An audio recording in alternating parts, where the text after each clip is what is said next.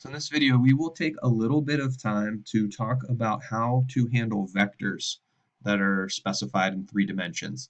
So in the prior video, we introduced 3 space, we plotted some points, we developed a distance formula, and now we will look at some vectors. So just like the notation that we used, one of the notations that we used for 2-dimensional vectors, vector A is specified not as an ordered pair anymore since we have 3 dimensions to work with, but as an ordered triple. But to denote that it's a vector and not an ordered triple, we don't see parentheses on the outside here.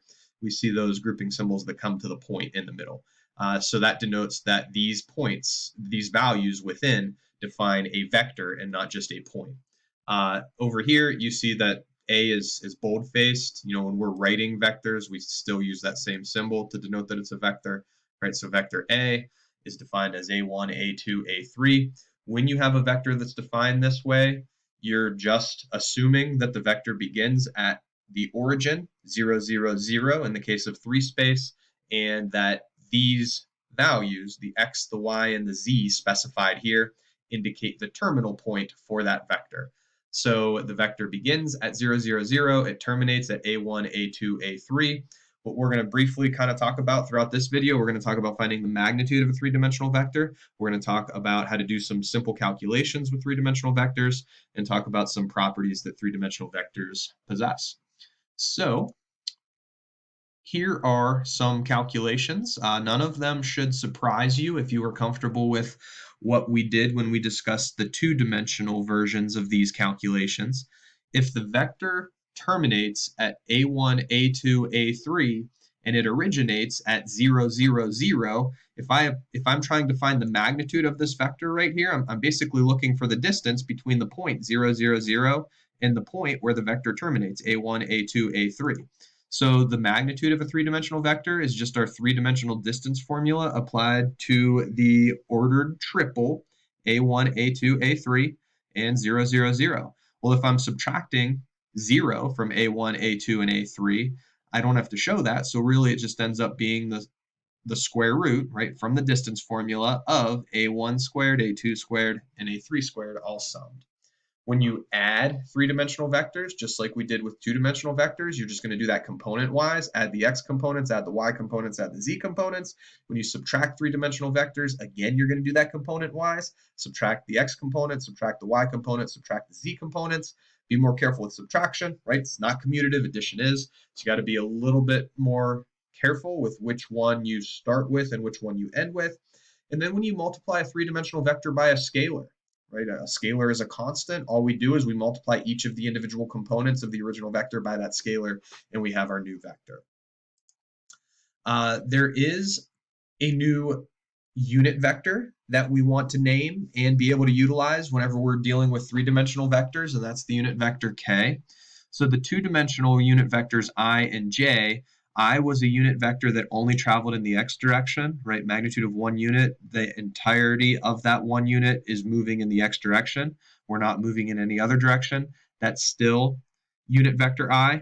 It's 1 unit on the positive x-axis.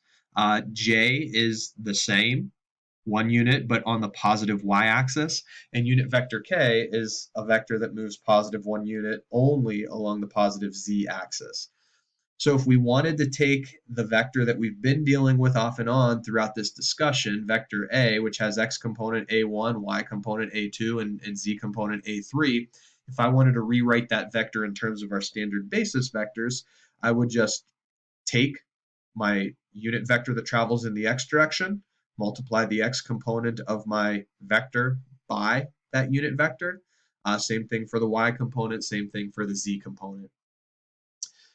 Notationally, you see the little hats, the little carets on these unit vectors, and that, again, is only something that can be utilized on a unit vector. That notation signals that the vector that we're naming is, in fact, a unit vector. It's not just any old vector. So the properties that are defined here, we'll use and take advantage of a little bit. You might be asked to prove some of these in a calculus course by your professor.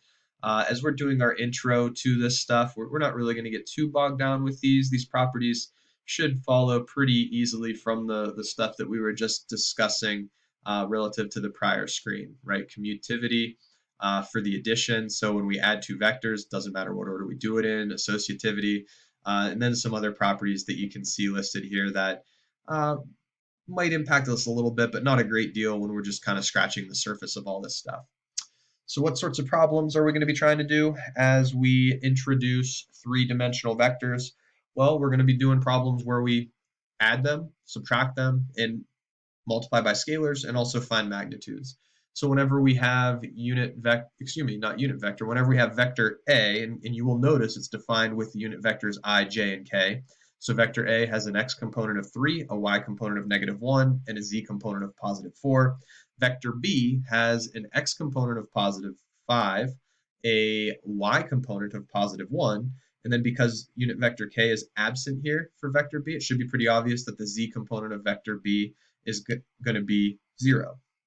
So when I add these vectors together, what I'm doing is I'm essentially combining like terms. That's the nice thing about this notation. I can just add the like terms, +3i and +5i, to get my resulting coefficient for I. I can combine these, -1j plus 1j, to realize that I'm not going to have any j's in the sum of these two vectors. And then if I take 4k plus 0k, I'm leaving that at 4k. So that's pretty simple. Whenever I do vector A minus 3 times vector B, I do need to think about multiplying this by -3 and this by -3. And then I'm just going to be, combining like terms. So if I have 3i and then I add on -15i, I'm looking at -12i as the end result. When I have -1j and I add on -3j, I'm looking at -4j for my end result. And then if I multiply the z component of vector b by -3, it's still just 0. So my resulting z component for that second calculation is just going to be +4k still. And then this calculation's the toughest of the bunch. It's kind of a little sequence here, right? So we want a magnitude. Those double absolute value symbols, when they're applied to a quantity that has vectors inside, that specifies for us to find the magnitude of what's inside of the symbols. So whenever I take 4 times 3i, right, I'm multiplying vector A by 4. 4 times 3i, I get 12i.